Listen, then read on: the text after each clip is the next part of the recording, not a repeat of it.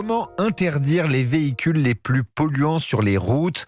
Un premier comité ministériel a fait plusieurs annonces aujourd'hui. Oui, ça concerne ce qu'on appelle les ZFE, donc les zones à faible émission. 11 agglomérations, dont Lyon et Paris, sont déjà concernées. D'ici la fin 2024, ce seront toutes les agglomérations de plus de 150 000 habitants, avec notamment des sanctions automatisées pour les véhicules trop polluants. Qu'est-ce que ça veut dire exactement, Barthélémy Philippe ? Alors Hélène, c'est très simple. Dès le 1er janvier 2025, tous les véhicules diesel produits avant 2011 ainsi que les véhicules essence produits avant 2006, reconnaissables à leur vignette critères 3, 4 et 5, auront l'interdiction de circuler dans les ZFE.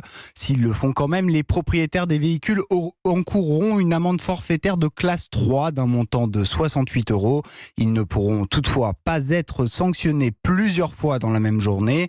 En conférence de presse, le ministre de la Transition écologique, Christophe Béchu, a précisé les modalités techniques envisagées pour ces contrôles. Nous travaillons à la mise en place d'un contrôle sanction automatisé sous forme de radar, qui sera effectif au deuxième semestre de l'année 2024. Ce système, par lecture des plaques d'immatriculation, permettra d'y intégrer des dérogations, puisqu'on aura la liste de ceux qui sont concernés. Ça peut valoir pour des véhicules d'urgence, ça peut valoir pour des personnes en situation de handicap. Des aides existent pour aider les automobilistes à acheter un véhicule propre. Le bonus écologique pour l'achat d'une voiture électrique d'un montant de 6 000 € va être porté à 7 000 € pour la moitié des Français les plus modestes.